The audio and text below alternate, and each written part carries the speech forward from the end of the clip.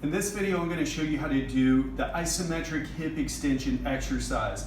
This exercise is going to work your gluteus maximus muscle, so your big butt muscle. You have several butt muscles in there, your gluteus maximus, medius, and minimus, and we're going to be working that big one. So this exercise is super effective for it. You're going to find that it boosts your strength, it's going to lift your butt, tone it, make it stronger, do all those things that you want. And also it's going to improve the stability of your hip. It can also help with back problems, hip problems, knee problems. So I'm going to show you how to do the exercise first, and then I'm going to break down the steps for you so that you get the most out of it.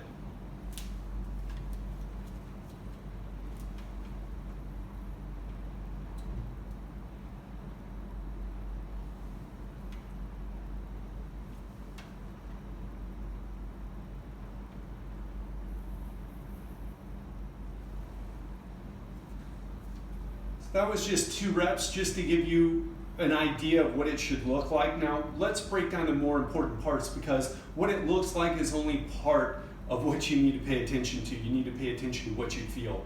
So first thing you'll probably notice is that I have a chair here. Now you can use anything you want. You can use a wall if you have a narrow corridor. You can use a broomstick. You can use 2 broomsticks, a foam roller, whatever you have. It doesn't matter. I like using a chair because it's very stable. Now why are we doing that? Because I used to do this exercise just on one leg, just like this. But what problem arises when you do that is because it turns into more of a balance exercise for your right leg when it should be a glute exercise for your left leg. Now you don't want that. Why don't you want that? Because you don't want to try to fire a cannon from a canoe. You want to be on a nice strong battleship, a nice solid foundation. And the cannon you're trying to fire is that glute muscle. That's what you're trying to get activated. That's what you're trying to get to work. And you can do that much more effectively when you are holding on to something nice and stable. So don't turn it into a balance exercise. Make sure you're holding on to something and you're working on strengthening that glute. The second thing I want you to pay attention to is the spacing. If I'm too far away, I have to really reach to get into proper position. If I'm too up close, I don't really feel like I'm getting, like I have the ability to really push into the wall and get a strong contraction in my glute. So I want to feel, I want to be the right amount of distance away from the wall, and that feels perfect to me. I feel like I can stand up nice and tall. I feel like it's easy to stand on one leg and be nice and tall while still getting a really strong contraction in my glute muscle. Now the third thing I want you to pay attention to is what happens to my foot. Now you're going to see my foot turn out, right? But what's actually happening is the rotation is happening in my hip joint. Now why is that important? Because your gluteus maximus muscle,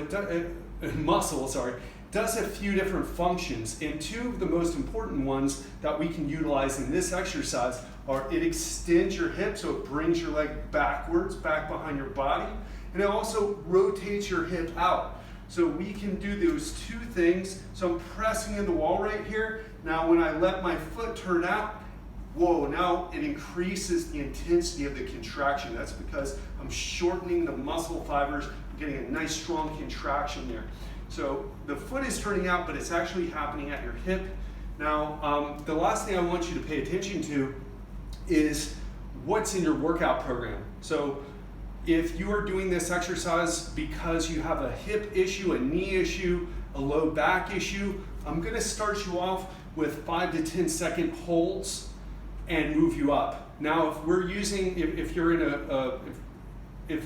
this to condition and strengthen your glute muscle, we're going to do a longer hold. So make sure that you pay attention to what's written in your workout program and follow what's written there for the best results for your particular body and your situation. So that's the video. That's how you do the isometric hip extension.